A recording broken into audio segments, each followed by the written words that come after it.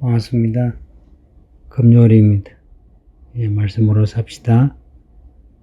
에베소서 4장 25절에서 32절입니다.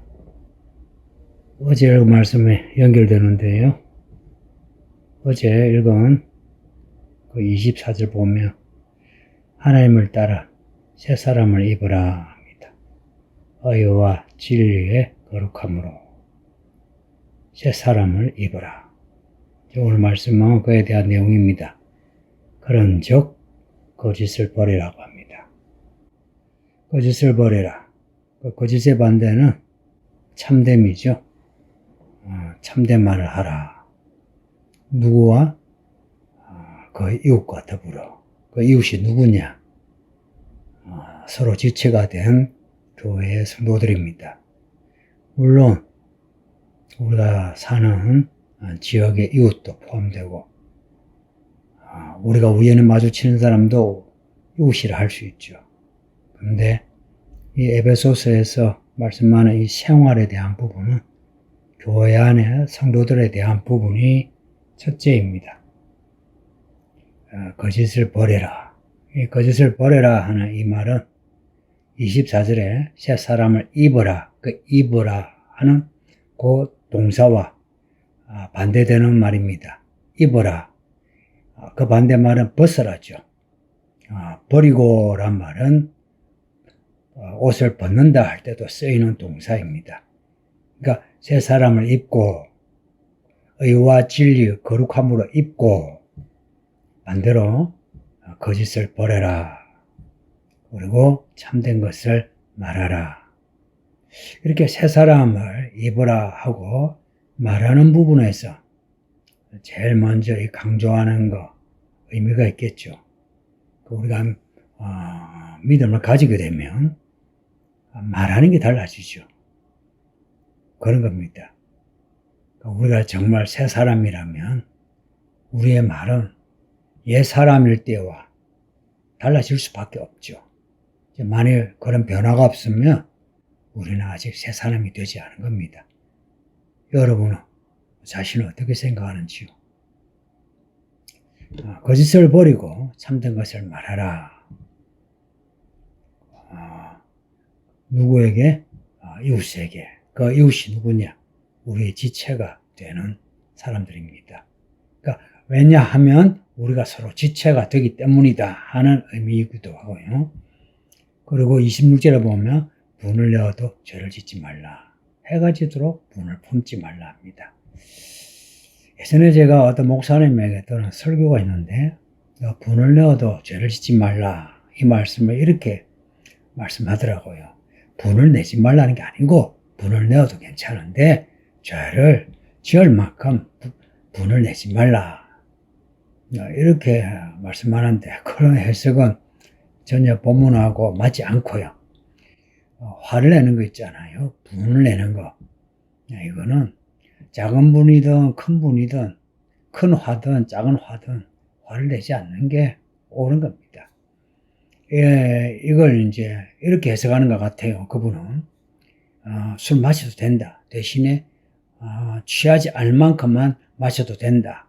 그 말이나 분을 내어도 된다. 죄를 짓지 않을 만큼만 분을 내어라 그럽니다. 근데 어느 누가 분을 내고 또 술을 마시는데 죄를 짓지 않을 만큼 혹은 취하지 않을 만큼 그 선을 그 경계를 누가 합니까? 아무도 몰라요. 자기도 모르고요. 옆에 사람도 몰라요. 그러니 술은 아예 안 마시는 게 좋고요. 화는 안 내는 게 좋아. 안 내는 게 좋아요. 근데 이 화는 모든 화를 말하는 건 아니에요. 이 화는 그냥 내 성질에 내가 화내는 겁니다. 말하자면 내 육체에서 나오는 화를 말합니다. 예수님이 성전에 들어가셨는데 그 성전 앞에 시장이 형성되어 있었어요. 그 재물을 사고 파는 그걸로 인해서 이 성전이 강도의 소굴이 되어 갔습니다. 말하자면 돈 노름이 일어났다는 겁니다. 예수님이 그 시장을 보고서 뒤집어 엎어버렸어요. 그 뒤집어 엎어버릴 만큼 화를 내셨다는 거예요. 그럼 그 화는 죄가 되느냐? 그렇지 않죠. 그리고 하나님의 진노의 심판, 하나님의 진노의 심판, 하나님이 화를 내신다는 거예요. 똑같은 단어입니다. 화.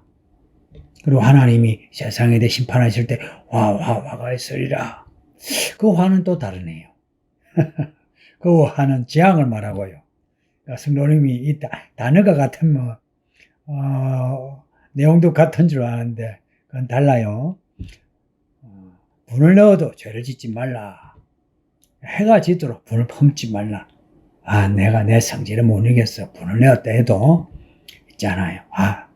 내가 화를 한번 냈으니까 이제 끝내야지 하고 빨리 화를 수습하는 게 좋습니다.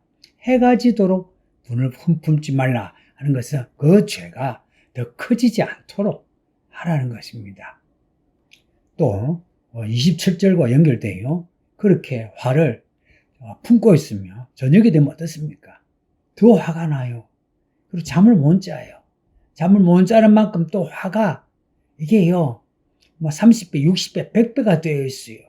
그럼 이 화가 가득하면 이 분노를 가지면 어떻습니까? 사람이요 잔인해져요. 미움이 커지고요. 정오하게 되고요. 살인까지 하게 돼요.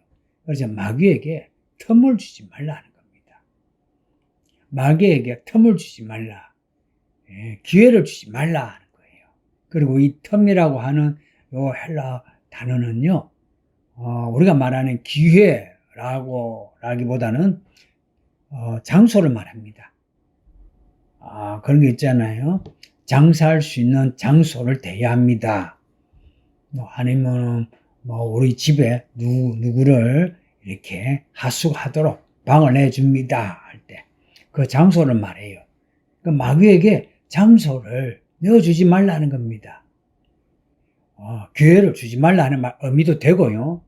네, 1차적인 의미는 장소를 내어주지 말라 하는 겁니다. 그러니까 우리가 화를 낼 때에 가장 쉽게 마귀에게 틈을 주게 된다 하는 겁니다. 그래서 성도님들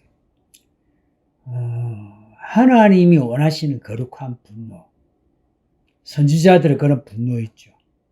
그런 분노가 아니면 성질로 화를 내는 거는 하지 맙시다. 누가 이 성질을 내지 말라는 말씀을 다 지킬 수 있겠느냐 하면 할 말이 없어요. 근데요, 이 말씀을 받아들이고 나 자신이 조심해서 화를 내지 않으려고 하는 이것이 믿음입니다. 비록 우리가 완전하게 화내지 않고 온유하게 이렇게 살지는 못해도 우리가 주를 향해 내가 죄인이다 하고 내가 마귀의 틈을 안 줘야지 하고 화를 내지 않고 혹은 화를 낼 때에도 해가 질 때까지 화를 품지 않고 화를 풀고 이렇게 할 때에 하나님은 우리를 기뻐하시고 인도하시고 그리고 끝까지 믿음을 가지도록 하십니다. 그러니까 마귀에게 틈을 주지 말라. 27절 말씀을 잊어버리지 마세요. 마귀에게 틈을 주는 것은 우리가 주는 겁니다. 혹 하나님이 마귀를 통해서 하나님의 일을 이루실지라도 우리가 마귀에게 틈을 줄 때에 그렇게 되는 겁니다. 우리가 이런 말씀을 지키려고 아침부터 저녁까지 깨어있을 때에 마귀에게 이런 틈을 주지 않아요. 그리고 우리에게서 시험에 빠지는 일이 없고요. 28절에 보면 도둑질을 하는 자는 다시 도둑질을 하지 말라. 노력해 가난한 자에게 구제할 수 있도록 자기 손으로 수고하여 선한 일을 하라. 도둑질을 하지 말라는 말씀이고요.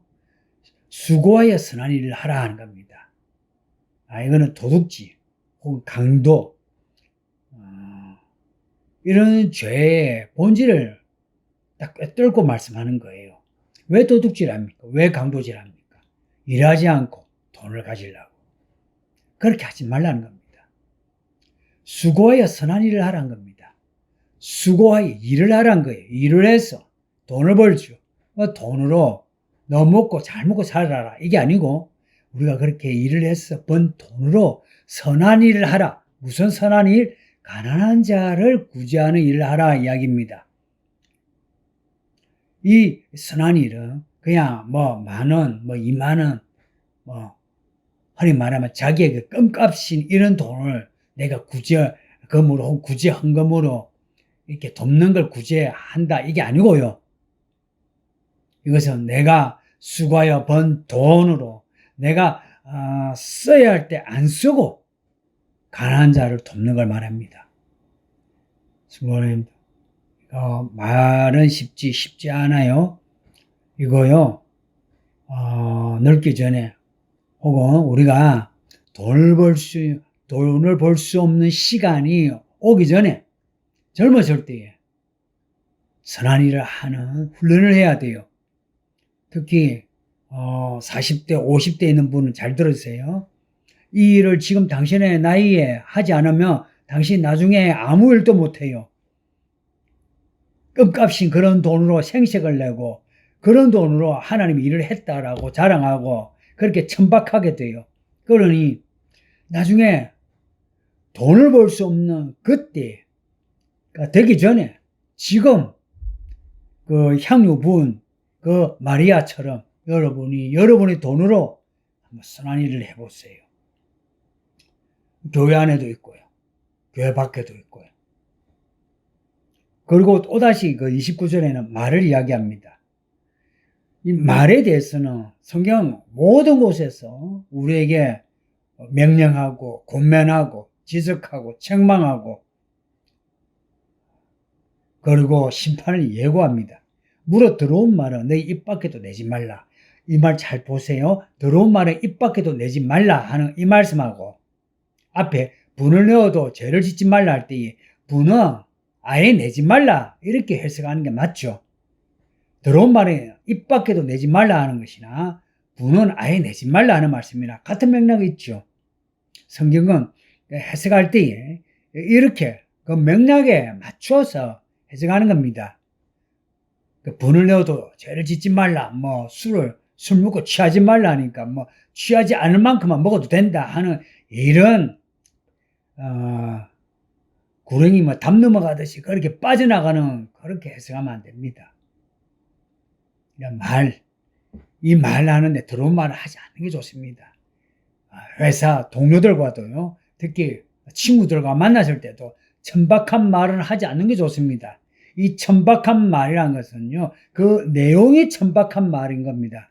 내용이 천박한 말인 겁니다. 그 의도가 천박한 걸 말합니다. 예수님이 강도의 소굴이라 그랬죠. 강도의 소굴. 그런 말은 아주 격한 말이에요. 그 단어가 격한 것을 말하기보다는 그 내용을 첫째 말합니다. 그 다음에 단어를 선택할 때도 격이 있는 단어를 선택하는데요. 이 격이란 거요, 문어체를 말한 게 아닙니다. 구어체를 말합니다. 우리가 지금 읽고 있는 에베소서 이 말씀은 헬라어로 기록이 되어 있어요. 이 헬라어는 헬라어 중에도 고급 헬라어가 아니고요, 그냥 서민이 쓰는 헬라어입니다. 우리가 흔히 쓰는 말이 있잖아요. 그냥 배운 사람, 안 배운 사람 같이 공용으로 쓰는 말들이 있죠. 그러니까 같은 예의 단어들이 한 서너 개가 있다 합시다. 가장 고상한 말을 쓰는 게 아니고요, 그냥 평범한 말을 쓰고 있어요. 근데 이 더러운 말이라는 것은 그 안에 내용, 그 의도, 이것이 첫 번째입니다. 그런 말 하지 말라. 오직 덕을 세우는데 말하라 한 겁니다. 오직 덕을 세우는데.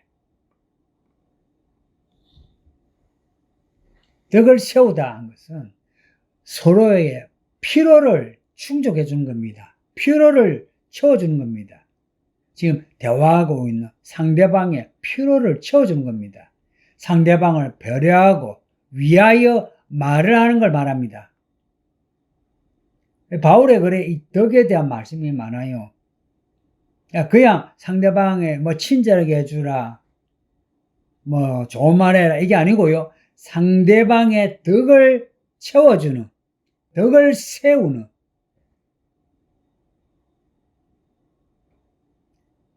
그런 말을 하라는 겁니다. 지혜가 있어야 그런 말을 할 수 있겠죠. 그죠? 듣는 자들에게 은혜를 끼치게 하라. 은혜를 끼치게 하라. 은혜를 주라 하는 겁니다. 은혜를 주라. 달이 태양의 빛을 받아 우리에게 비춰주죠.